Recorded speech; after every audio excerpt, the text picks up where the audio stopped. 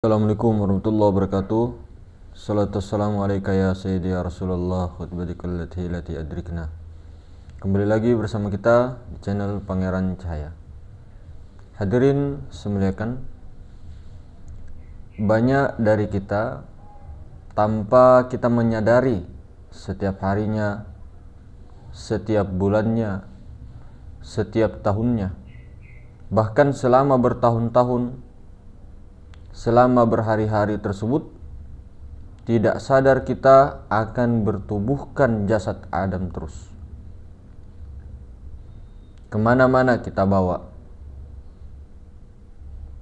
ke rumah, ke tempat kerja, ke kantor, ke lapangan, ke pasar, bahkan ke tempat ibadah, ke pengajian, ke Mekah, kemana saja, di Indonesia, di kampung dan sebagainya. Namun kita tanpa sadar memakai tubuh Adam tersebut di dalam majelis kita, di dalam sehari-harian kita, di dalam kita berzikir, di dalam kita beribadah dan sebagainya. Padahal sebenarnya ketika kita tanpa sadar atau lupa, tanpa sadar memakai tubuh ini, maka zikir-zikir yang kita lakukan, ibadah-ibadah yang kita lakukan, itu semua mengikuti hawa nafsu Adam. Itu semua mengikuti hawa nafsu daripada keakuan jasmani kita. Nah, maka ketika kita melakukan seperti ini sehari-harinya, ya, sedemikian rupanya, maka biasanya apa yang terjadi ketika di alam bako, di alam barzah, kebanyakan itu biasanya hancur lebur.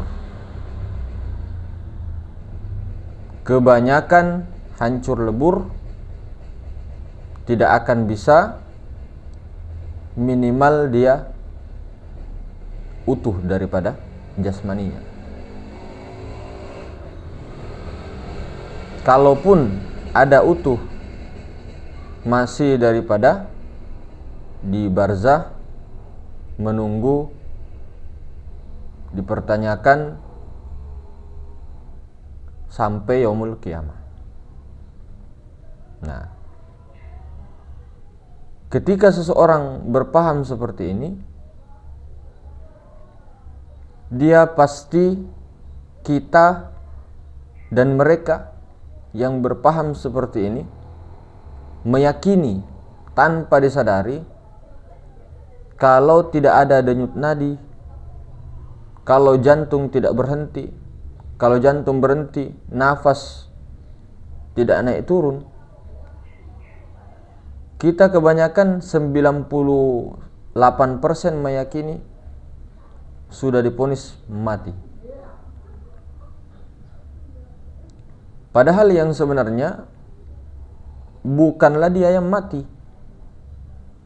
Dia di sini adalah hembusan ilahiyah, sejatinya diri.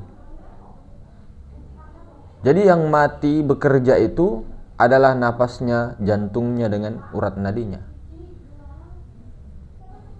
Bukan berarti ketika ini terjadi, misalnya jantung, nadi dengan napas tidak naik turun, kita telah mati.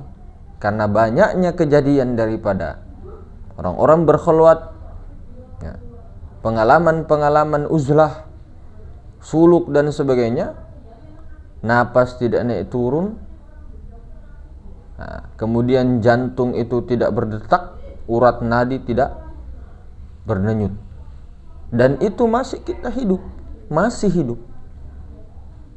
Karena kenapa? ketika khalwat tersebut dia tidak bertubuh, ya, artinya dia tidak berpegang kepada jasadnya Adam. Nah, dia berpegang kepada hembusan ilahiyatu, dia berpegang kepada Rasulullah, dia berpegang kepada hakikat Muhammad. Maka itu biasa terjadi ketika khalwat, tidak keluar, naik turun, tidak berdetak, dan itu biasa terjadi dan tidak mati, karena dia berpegang kepada yang hidup sehidup-hidupnya. Dia berpegang ke yang hidup sehidup-hidupnya. Sementara napas itu hanya di dunia, jantung itu hanya di dunia, nadi itu hanya di dunia.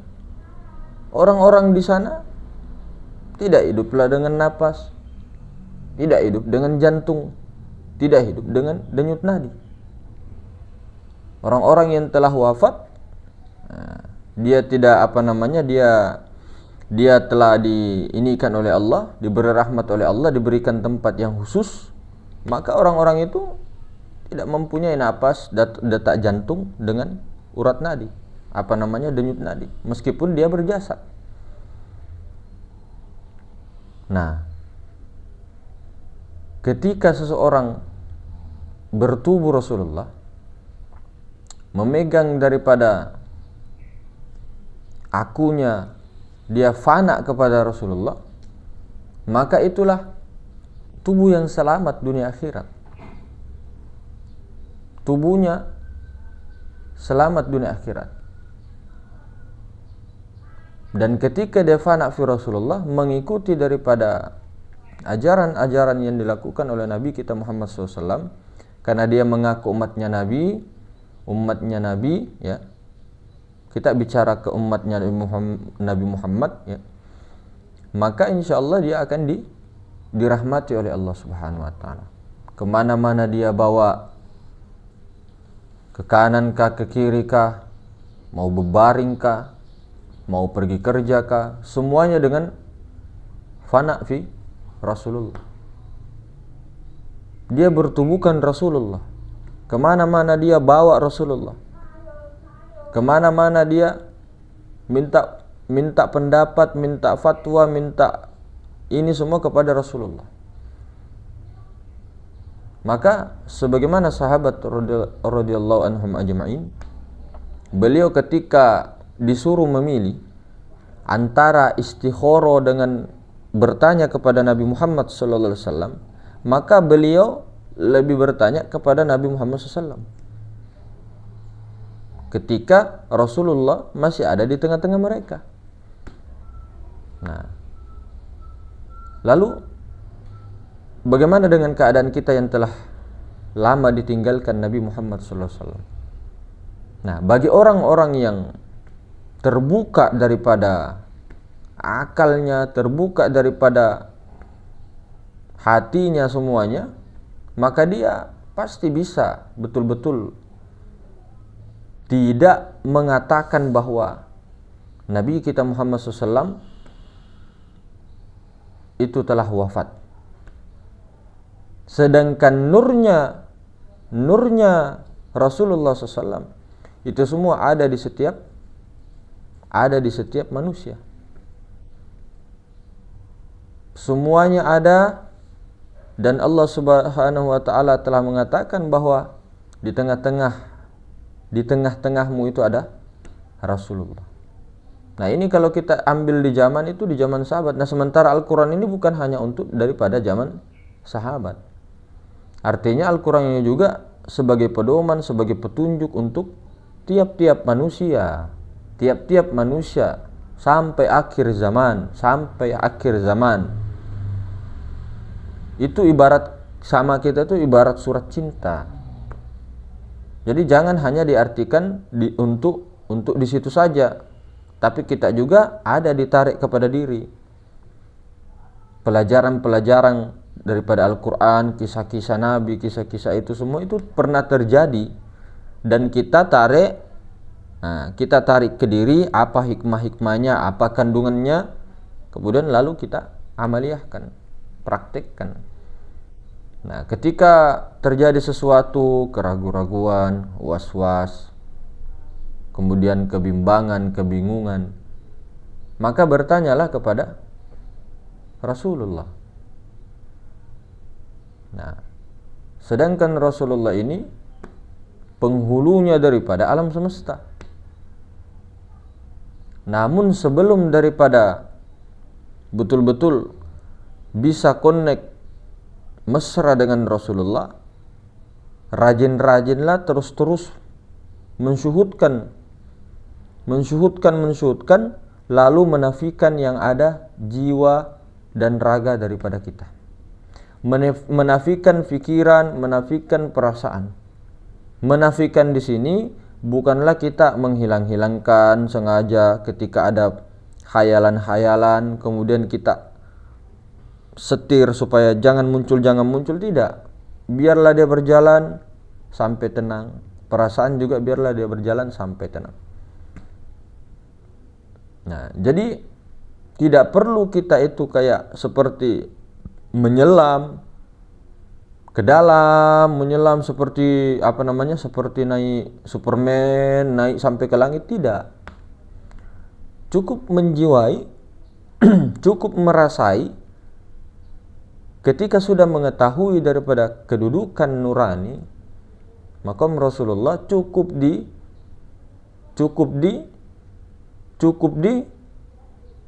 dirasakan, dijiwai terus,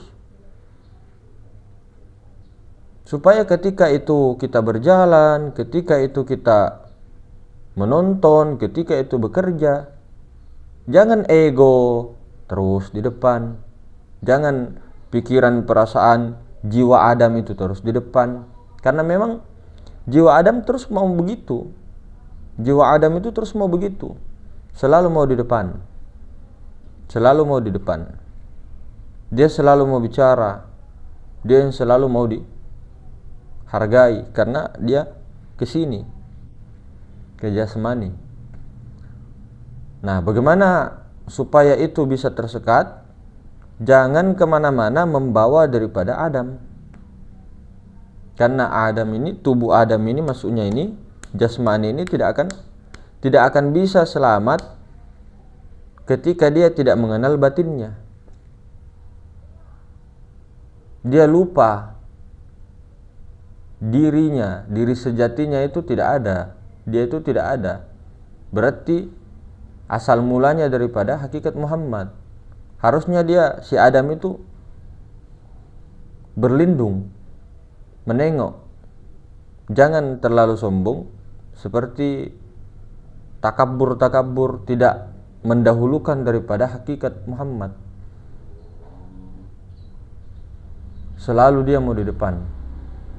Masuklah berlindung sehingga hakikat Muhammad yang di depan. Ketika hakikat Muhammad yang di depan itu adalah utusan daripada Allah. Nah, ketika hakikat Muhammad di depan, seumpama lalu melakukan suatu keburukan, kejahatan, itu bukan hakikat Muhammad. Yang melakukan keburukan itu adalah jasmani, Adam, pikiran, perasaan, rasa Adam, rasa tercela. Hakikat Muhammad itu tidak meridhoi tentang kezaliman, tidak meridhoi tentang seperti itu. Hakikat Muhammad itu suci lagi disucikan. Jadi ketika ada berdalil, saya ini bertubuh Muhammad, tapi saya membuat maksiat dan sebagainya, itu berarti dia lupa. Dia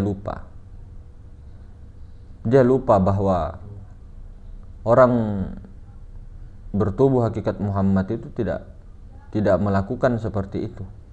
Pasti dia dicegah. Kalaupun iya, pasti dia lupa. Makanya ada petunjuk. Siapa yang pernah betul-betul menjiwai hakikat Muhammad sempurna, siapa? Nabi kita Muhammad SAW. Nah, itulah contohnya. Itu contohnya. Sahabat-sahabat itu contohnya. Bagaimana ciri-cirinya? Orang-orang yang menjiwai hakikat Muhammad, ya contohnya itu Nabi, sahabat, para wali. Contoh. Begitu sifat-sifatnya kurang lebih. Tidak mengumpat, tidak ini, pokoknya rata-rata itu tidak terlalu kaku, tidak menjustis, tidak apa dan sebagainya, sesuai dengan paham-paham yang memang mengikuti daripada hawa nafsu pikiran perasaannya untuk memuaskan dirinya. Menyerang satu kelompok dengan menaikkan kelompoknya. Nah, ini kan ashabiyah namanya. Nah, seperti itu ya. Jadi bawalah kemana-mana, bertubuhkan hakikat Muhammad. Selalulah berlindung, baik dalam mendirikan sholat, baik dalam apa, menjiwai terus.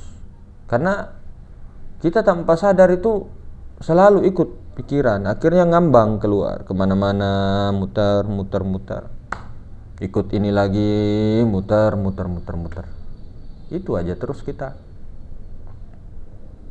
Padahal sudah mengetahui, namanya memang begitu perjuangan. Mengetahui bahwa iblis, malaikat pun, siapapun makhluk tidak akan bisa pergi ke tempat satu itu. Itulah hubungannya Rasulullah dengan Allah. Ada satu tempat memang. Mau dibilang tempat ya bukan, mau dibilang bukan ya iya. Nah, itulah relung hati yang paling dalam. Jadi mungkin begitu hadirin sekalian. Semoga senantiasa tetap istiqomah dalam amal ma'rifat. Subhanakallahumma bihamdika asyhadu an la ilaha illa anta astaghfiruka wa atubu ilaik. Assalamualaikum warahmatullahi wabarakatuh.